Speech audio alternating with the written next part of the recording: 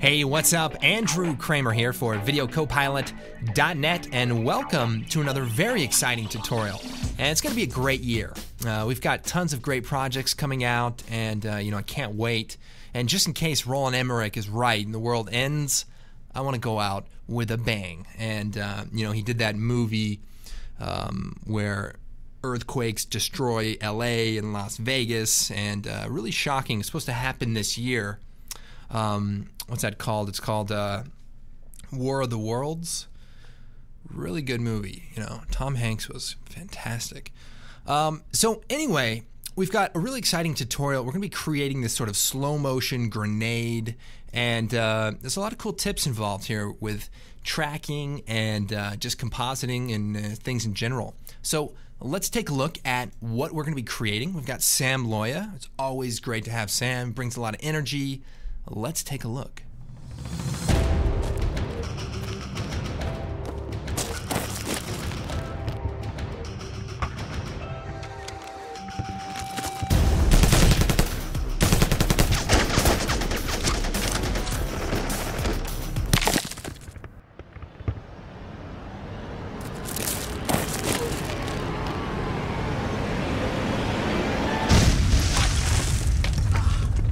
Alright, so it's looking pretty cool. I mean, look at that face. Wow, a lot of action. But basically, we're going to be concentrating on this right here, where the grenade gets thrown and it comes to the camera. Now, in this particular short, I actually used a 3D grenade, and I was able to rotate it and do some cool things, but I wanted to see if I could do it all in After Effects. So what we did instead is we basically filmed some grenades on the green screen and hung it from a little string. And basically what we're able to do is key it out and slowly rotate it, which will actually work pretty good to achieve the same effect. And frankly, I think this might even look better than the CG version. So we maybe not have as much control over the rotation because we're just hanging it from a string. I gotta say, I think it turned out pretty good. So let's take a look at setting this up, tracking, and just dive right in. So here's our footage, Sam Grenade Raw. We're gonna drop that into a new comp. Oh boy. This is gonna get intense. So as you can see, he actually doesn't have anything in his hand and he throws it. By the way we captured this was we filmed it at 60 frames per second, and then we slowed it down even more. So Sam's, I guess, pretending to throw in slow motion. Now that we have our plate here, the first thing I want to do is track our footage. So let's just create a new null object, and we'll use that as our data tracking holder. And then we'll click on our Sam Grenade footage, bring up the tracker, and we're going to click Track Motion. So we want to try to find a point that stays in the frame pretty good, and since I've already done this, I know exactly what we're going to do. It's like I can see into the future. And let me tell you something, it doesn't end well. Okay, so we're going to track this point here, and it's out of focus, so I'm using a slightly larger area, and we'll just track forward here.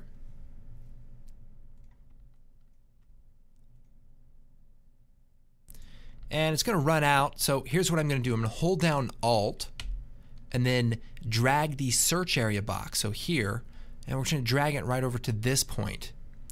And what that will do is it'll keep my tracking point, that point right there, as is, and it will just reference a new point. So I'll go ahead and track the rest of the shot. And it's all good. So let's hit U.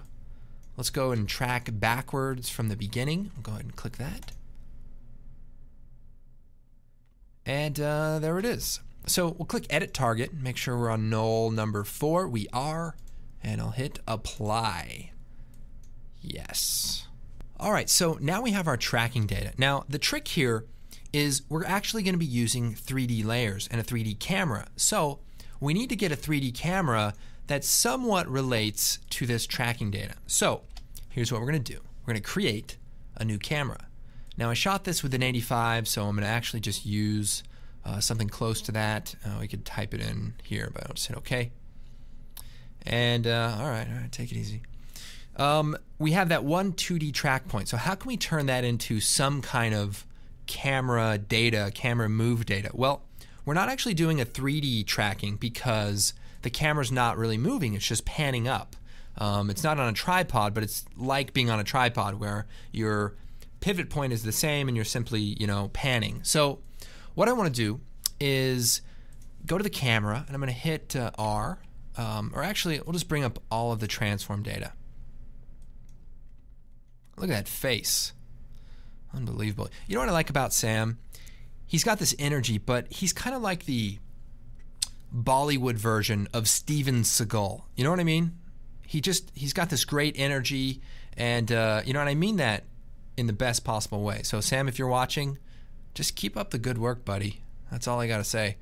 Where were we? Okay, tracking data. So we have our 2D null, so we'll hit P, and I'll hit F4. That brings up the switches, and we'll make it a 3D layer. But we're not gonna change the Z value. We're just gonna leave it so it's pretty much 2D data that's in 3D space. Here's what we're gonna do. We're gonna alt-click on the orientation, and we're gonna make ourselves a little expression. And here's what it is. We're gonna say, look at my layer. So we'll just click on the position of the camera, comma, the position of the null, and then end parentheses. So look at, and that's got to be a capital A, and basically it's saying look at, you have to put 2 points in. So from the camera to that null. And if I click OK, the idea is that the camera basically pans. Now, we don't have any 3D layers, so let's create one so that we can check the accuracy. So I'll click solid, and we'll just call this grid, and we'll type grid, and take that generate grid effect onto that layer, make it a 3D layer, and so now we can actually see that it's kind of moving. And the great thing about it is it's completely moving in the wrong direction. So we want to change that. And I don't mean that actually that it's great. I mean that as a way that we need to fix that. Right. So let's see how we're going to fix that. Well, we need to invert the data of this position. So if we alt-click on it on the stopwatch, and just be careful not to delete the keyframes, we're going to type star -1. So we're saying position data times -1. And if we click away, things will actually kind of work. So you can actually see that that grid layer is kind of moving based on the camera, although it's not in the right spot. So to fix that, let's click on the position, and if I click on the name, I select all of the keyframes, and then I can actually move this around. So as I move this, the camera is moving. Now we can't see that it's moving, but it is, trust me. And we just want to line this up so that the grid is back in perfect screen space. So then now, go half res here. As I pan this shot, check it out. Our 3D layer is staying relative to the camera position, and we've created somewhat of a pan out of that 2D track data. So yes, hooray for us. All right, so we're halfway there, almost. Look down here and you can see the progress, probably not even close to half, but doesn't matter. What we're gonna do is bring out that pre-keyed grenade. So here it is, and we're just gonna drop it into our comp, and it's great. So first thing I wanna do is pre-compose it. So we'll choose layer, pre-compose, and we'll just call this nade, and leave all the attributes, and we'll hit OK. So the cool thing is we can, play around with the speed of the clip. In fact, I'll probably open it up and play around in here. So we'll do time stretch, and let's set it to like 33%. And that way it's going to be a lot faster, and maybe we want that, maybe we don't. But spinning faster could be kind of cool, and we can see the little glints on the side of the grenade, which will be fun. So here's how we're going to do this. We're going to set it to be a 3D layer, and look at that. It's already integrated. We're done. Almost done. Not quite. So we're going to scale it down. So we'll just scale this thing down here. We want to kind of put it in his hand. So we're also going to rotate it. So we'll just take the Z rotation, and we'll take the rotation tool. And by the way, make sure it's set to rotation, not orientation. And that way when we rotate on the Z axis,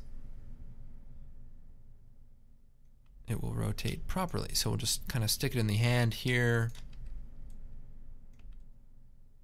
I'd say that looks pretty good. And we'll hit P, and we're going to set a keyframe for the position. And also, let's set this to 0. Let's make sure that it is on 0 to start for the Z position. And it's going to come out of the hand about right here. So let's move this over and make sure that we're kind of in line at this point. We'll worry about the backwards tracking, but let's worry about the flight and the motion, velocity, trajectory, technology keywords. And let's animate this first. So it's getting thrown, and we'll go forward here. And now we're not going to scale it up. We're going to move its position. So let's animate this forward. So I'm just holding down Shift and sliding this over, and it's getting really close to the camera. Nice. And also, I'm going to right-click on it. You see how it's kind of getting slightly turned a little bit? Let's right-click on it and choose Auto Orient, and we'll set it to orient towards the camera. And that way it'll always look at the camera, and it will not look like it's being tilted.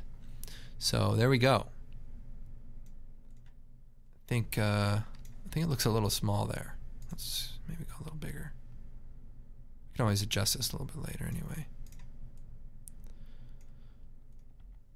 Perfect. So we want to play around with the trajectory of this because it's supposed to go up a little bit, maybe come back down. So what we need to do is play with the handles here. So if we click on a keyframe, we can move it. Let's see if we zoom in here, we can get to this one here.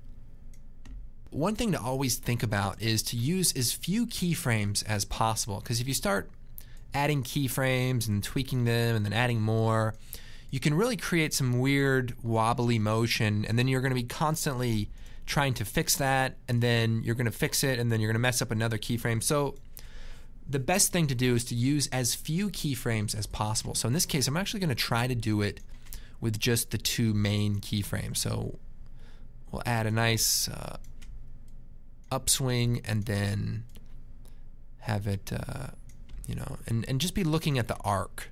You want to make sure you have a nice, smooth, round arc. So there we go. Now I probably want it to go a little higher, so we can maybe go tweak this a bit. And another thing to think about is don't always worry about what happens at the very end. Like if I need to cheat this a little bit to get to get the height on it I need, that's okay, just because I think we're only going to use it up to about this point. Or I could throw it way over here and only use it to about this point. And that way I get what I want. Now the other thing we need to do is rotate it.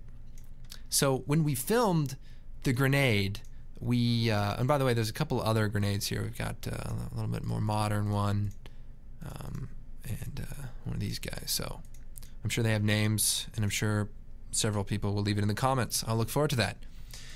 So it's flying, but I want to add a little rotation to it. Now we have to be careful not to rotate it too much, because the lighting is from the top left here, which is similar to our shot, but we don't want to rotate it too much. So maybe just a few degrees.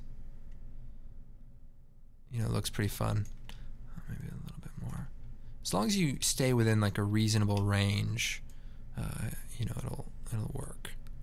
Now we can turn the motion blur on for the clip, and that way it'll look like it's flying through the air. Okay, so I think this is a good place for it to start coming out of the hand, and now we need to track it back into the hand. So what I'll do is I'm going to trim the clip. So if we do layer, I think split clip is somewhere around here. Let's see, split layer, Control Shift D, and that's going to cut it. And then what I can do is take this first half, make it not a 3D layer, and then extend it 1 frame, and then put it on top. And basically what we're going to do is line it up 2-dimensionally. So we'll unclick those keyframes, and we're just going to try to line it up. And then set a keyframe for the position and rotation. And then we're going to move forward 1 more frame, so extend it 1 more frame and line that up. But we're only going to just use that so that we can get some accurate motion blur out of this. All right, so now what I need to do is track it into the hand. So the easiest way to do that is to get a motion track of his hand. So we'll go back to the tracker, and we'll track the motion. And I could probably do it by hand, but you know, it's nice to have a track, and we can use it for you know, the masks and stuff in a little bit. So here we go. All right, it's got a little crazy there.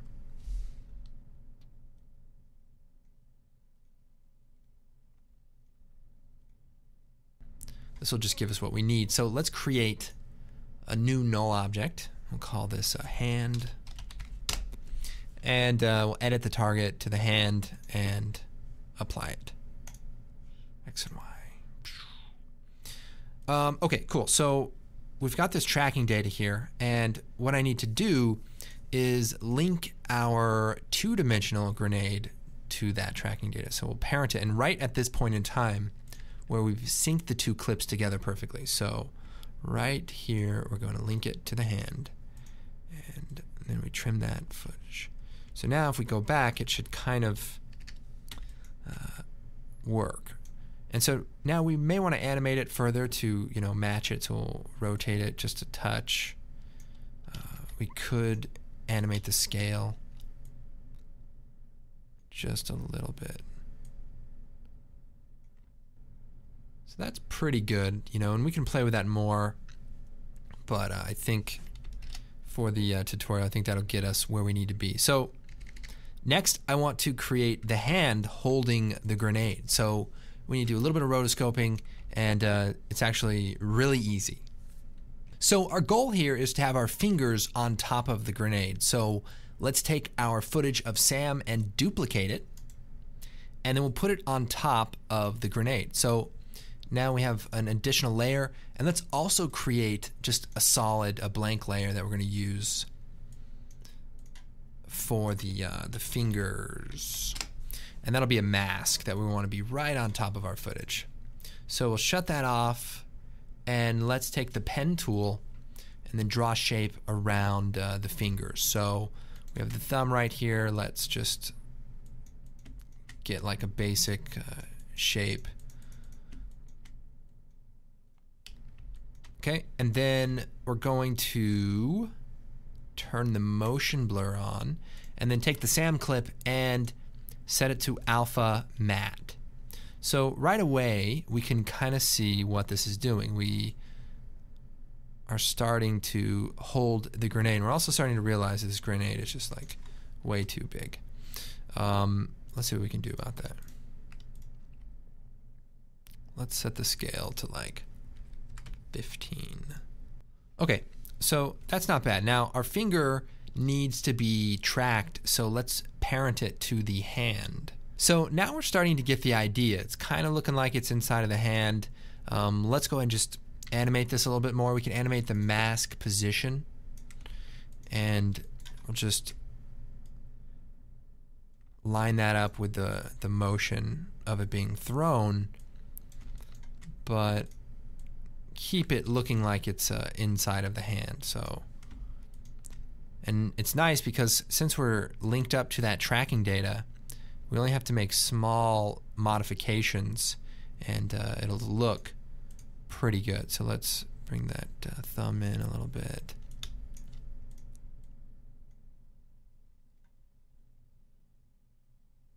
Cool. So it's not too bad. Now let's take a look at these fingers.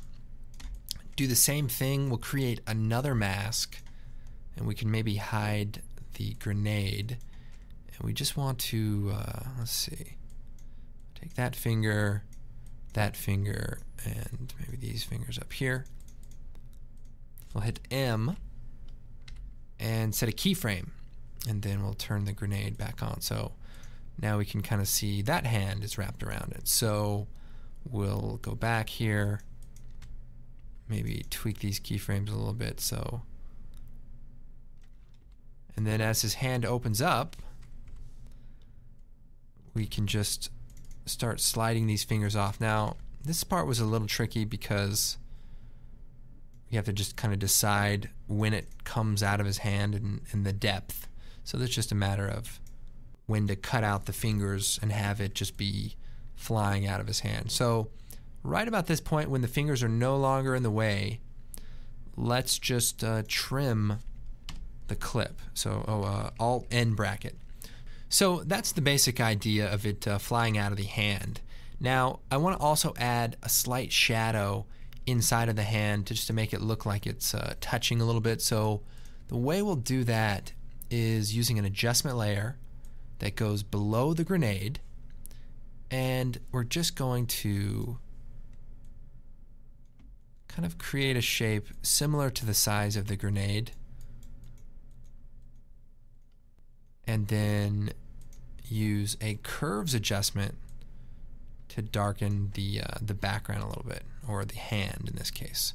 So we'll hit F, feather it out a little bit, and we also want to link this to the hand tracking data. There we go. Alright, so there's the shadow behind the hand. Now it ends a little bit too soon because of our tracking data, so I'm just going to take this hand null object and just sort of artificially create a few more frames of that track, and that way our mask will follow. And then what I want to do here is keyframe the mask feathering. So as it gets further away, we just kind of soften it, and that way it's kind of tight and then it kind of fades away. So maybe, and we can probably just trim the clip here. And there we go. So again, I'll be careful about this mask and maybe desaturate it a little bit and try to get that shadow color to look natural. Maybe have a little bit of feathering to start, and then we just want to fade it out. So I'll just hit T, fade out the opacity here. Maybe that keyframe's moving a little bit too fast.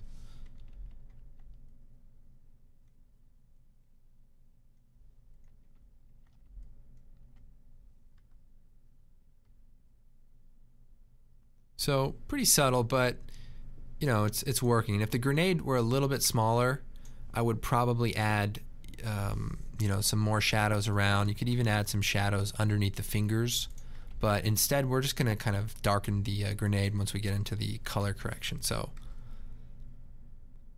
alright, so we've got the grenade popping out of the hand. It's looking good. Now I want to make sure that the grenade is rotated in an interesting way. So like right when it comes out, I want to kind of see a glint of the light hit the side of the grenade. So at this point in time, I'm going to move this over to about here so that the light's bouncing off that side, and that way it pops out and we get a little glint, and then another one right before it, you know, hits the camera. So this is more just about staging what the action is, and I think that looks pretty good. So let's go into the grenade here, and let's just do some quick color correction to match the lighting. So an adjustment layer, we'll do curves adjustment, and then back in here, let's find right about right here when it's out of the hand.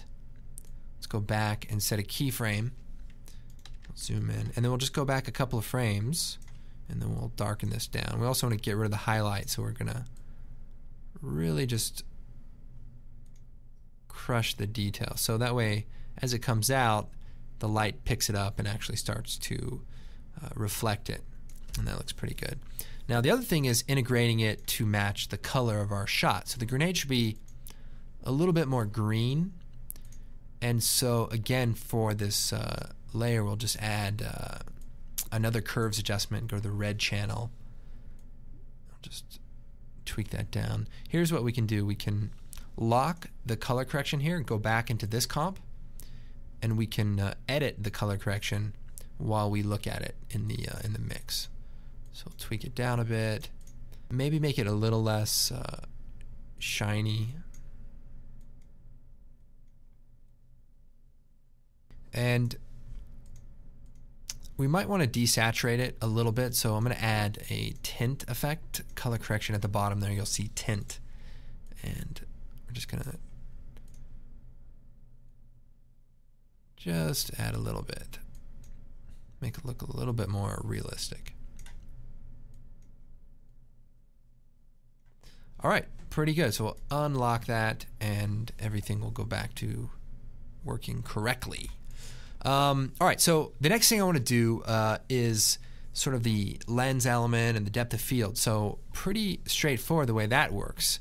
What I want to do is take our SAM footage and add a box blur. Now, you can use a more advanced camera blur like the lens blur, but we'll just use the box blur so that people can follow along.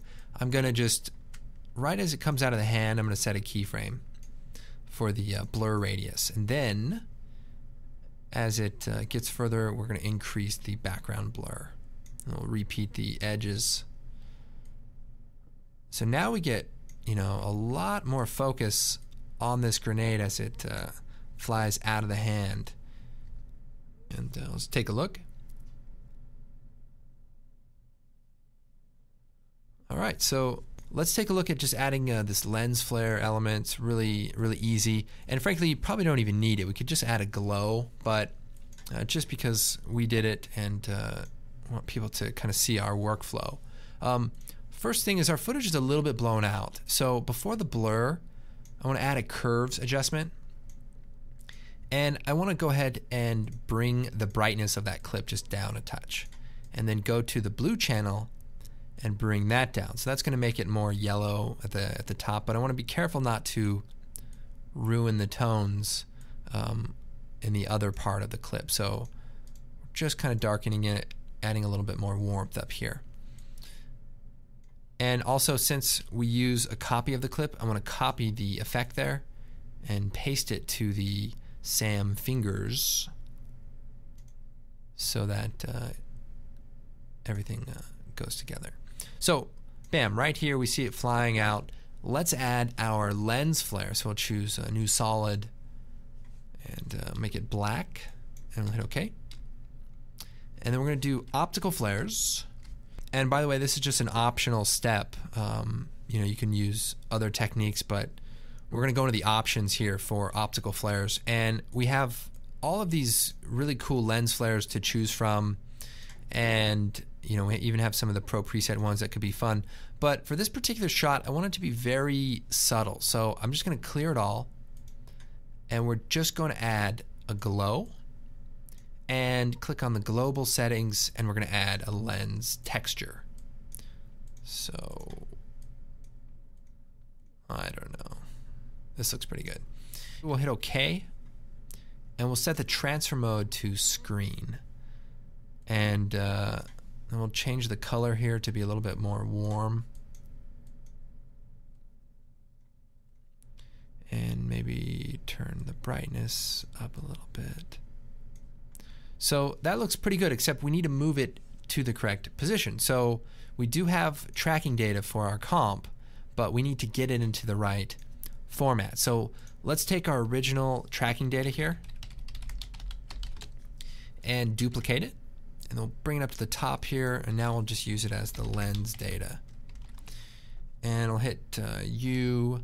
Now we've got this expression on it. Let's just select that and delete that. So we just have the original keyframes for that layer, and there it is.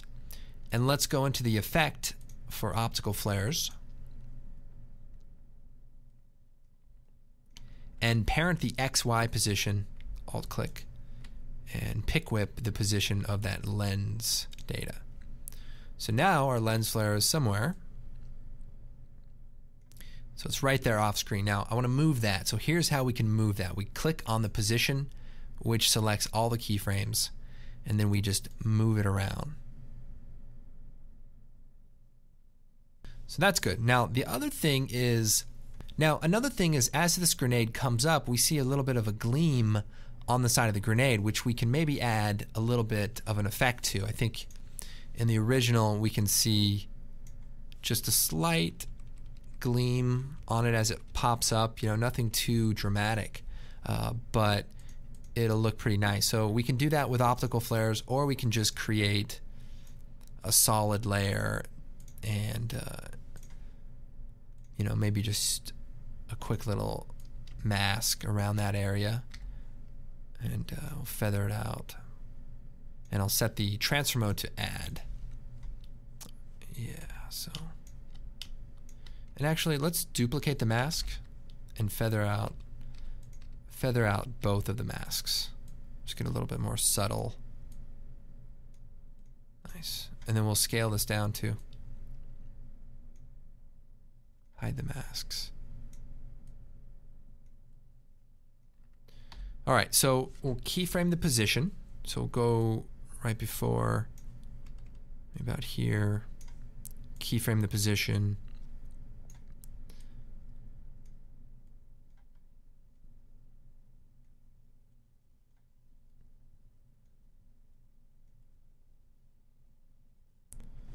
And then we'll just hit T and then keyframe the opacity. So we'll turn it on. It gleams, and then the gleam goes away. And we probably don't even want it to be that bright. I mean, it should just be very, very subtle. All right, so that looks pretty good. Just a subtle effect, just gives it a little bit more, realism. And then we could add another one here, which I'll just skip, but you can add that. Let's go and take a look. There it goes, flying through the air. Very nice. Now, remember, these kind of techniques, integrating elements into a shot that's, that has motion, there's really lots of different possibilities for what this is. And even so, I was able to use a 3D render of this plasma grenade, which one of our modelers, Stefan, put together. And it's, just a cool futuristic looking grenade. And here's an idea of what that might be able to look like. So let's take a look. Same thing, maybe it starts lighting up and then, blows up. And this particular one would probably kill everyone, I guess. Maybe it's a nuke, who knows? Starship Troopers, anyone? Yes. I really encourage everyone to kind of experiment with different ideas. Here's another one here. It just looks so great. You have that gleam on the box, and it just comes flying. I mean, it just looks so realistic. Got the sun spot right there. Anyways, listen, I hope you guys enjoyed this tutorial. We've got tons of things going on the website. Be sure to check out our blog. We've got a Twitter account, @VideoCopilot, and also check us out on Facebook. We are there somewhere. My name is Andrew Kramer, and I hope you guys enjoyed this tutorial. We will see you next time.